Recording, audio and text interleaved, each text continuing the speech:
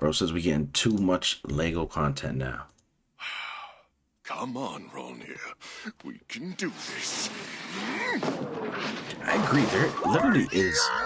There's like Lego, what, Star Wars, Lego, Marvel, Lego. Is Lego tied up with Disney? I guess we're gonna find out. But like, he's right. I don't be watching any of that. Batman. So they have Marvel and DC. They got everybody. Fortnite. That's from LEGO Marvel Avengers Code Red on Disney+. And while the show is good, you are unlikely to be all that impressed by it. That's because, despite being clever and well executed, it's not all that different from other LEGO video offerings. Considering oversaturation destroyed the market for theatrical LEGO films and has been a source of criticism in the video game sphere, you'd think the company would be more careful about overextending itself in the streaming area as well. But that seems to be a lesson they just refuse to learn. What happened with Legos? They used to be simple. Harry Potter Legos, Star Wars Legos. I mean, I'm not saying it's bad, I just want to know what happened. We're going to piece together what's going on there, but first, why not take a moment to subscribe to the Nerdstalgic channel? In 2014, LEGO teamed up with Warner Brothers to release the Lego Movie. Directed by Phil Lord and Chris Miller, the film was packed with celebrities playing licensed characters from world-famous franchises like DC Comics, The Lord of the Rings, Harry Potter, and Star Wars. They had Lord of the Rings on lock too? They literally have like the top franchises of the 2010s or even 2000s. Supposed to be halfway to Naboo for a sweet party right now. This hyperdrive keeps malfunctioning, taking us to loser systems like this. Even though it was widely expected to be a soulless toy commercial masquerading as a movie, it wound up being hailed as original. It scored big with critics and was a massive box office hit. If anybody has black parts, I need them, okay? I only work in black, and sometimes very, very dark gray.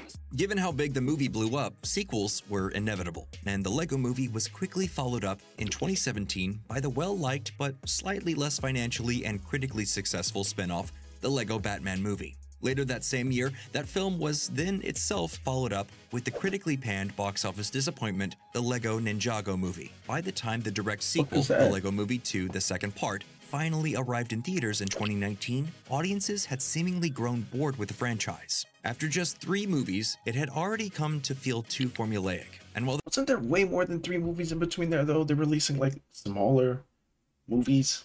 Or am I tripping?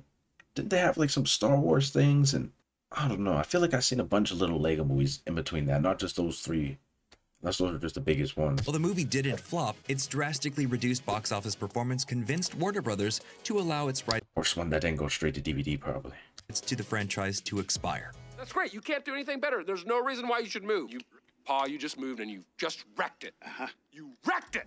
LEGO, as a brand, was criticized for hurting its long-term viability as a film property by oversaturating the market with too many features too quickly. But it wasn't the first time the company had faced such criticism. In fact, if you know the history of the company, then you know that oversaturating markets and overextending their brand seems to be something of a tradition at LEGO. Although they didn't invent the idea of interlocking plastic toy building blocks, LEGO started making them as early as 1949. After experiencing success with the toy, the company's name became virtually synonymous with its product, and it dominated its market for decades. In 1978, however, several key LEGO patents expired, and over the subsequent years, the company found itself facing drastically increased competition, as well as frequent legal battles to defend its intellectual property.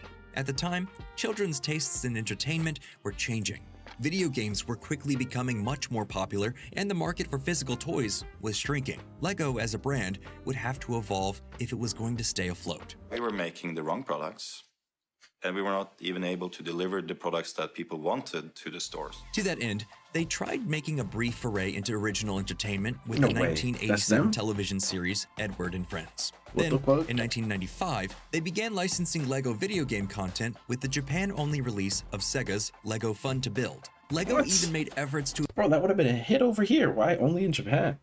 expand into the children's clothing business, as well as the theme park business with Legoland. But despite all of their attempted corporate innovations, their business position remained precarious. After a few years, it all took its toll, and by 1998, LEGO found itself facing its first significant financial shortfall in decades. The news was accompanied by a layoff of roughly 10% of its entire workforce, and the future looked bleak. So in 1999, Largely out of financial desperation, LEGO did something it had never done before. It announced it would be releasing LEGO playsets based on licensed, pre-existing brands. The first licensed Legos were Star Wars themed, and they were released at the same time as the Winnie the Pooh themed set of Duplos. Products like those are commonplace now, but at the time, the move was controversial among hardcore LEGO fans, who feared LEGO's original settings would be lost. What I see are people inspired by each other. People taking what you made and making something new out of it. Parents groups were also unhappy, complaining that the licensed sets, which were generally only good for building predetermined vehicles or settings, were really the antithesis of LEGO's traditional build whatever your imagination wants philosophy. Enduring the bad press may have been worthwhile if the toy manufacturer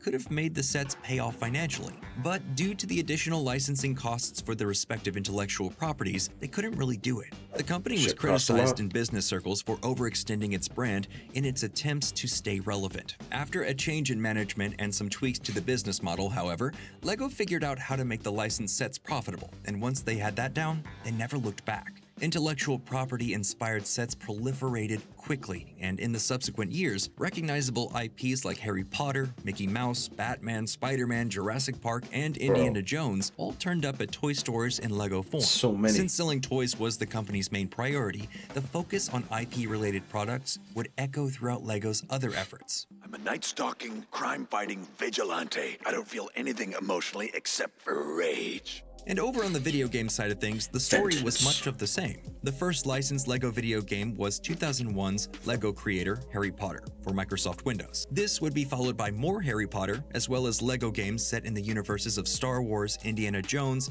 Batman, and Pirates of the Caribbean. Similarly, in recent years, anyone with a subscription to Disney Plus or Max could tell you that LEGO's television and home video department has been kicking out content in overdrive. At the same time, LEGO has continued to produce television shows based on its own Ninjago, Bionicle, and LEGO City properties. There's also been a recent Unikitty spin-off series based on the character from the LEGO movie, a season-long show called LEGO Jurassic World: Legend of Isla Nublar, among others. There's a real possibility that the overwhelming volume of LEGO offerings in the medium is ultimately damaging the audience's ability to ever get really excited about any particular piece of content. I think I got it. But just in case, tell me the whole thing again. I wasn't listening.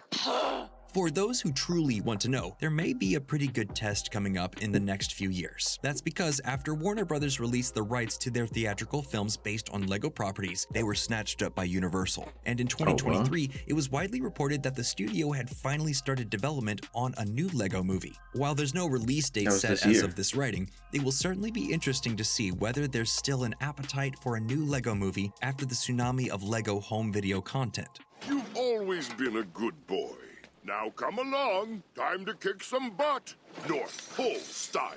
But if LEGO as a company wasn't so prone to flooding the market with products and overextending its brand, would we even have to wait and see? It's impossible not to wonder if LEGO had employed a more solid, long-term strategy for its theatrical releases, would they have a more solid film brand today? And could the same be true about LEGO's gaming brand, or even their core toy brand? And of course, selling those toys is what it's really all about. LEGO is consistently releasing new licensed playsets, and the need to promote them might, at the end of the day, simply be more important to the company than any other consideration. That doesn't really bode well for a generation of consumers that have come to have a genuine fondness for the sweet, goofy vibe of the LEGO versions of their favorite entertainment franchises. But there is at least some hope. After all, one of the defining qualities of LEGO bricks is that if you screw something up, you can always just learn from your mistakes, take them apart, and rebuild. So what do you think? Is LEGO hurting itself as a brand by making too much content, or is everything still awesome? Let us know down in the comments below. I don't watch the movies, so it's not too much for me, but W video nostalgic as usual. And I think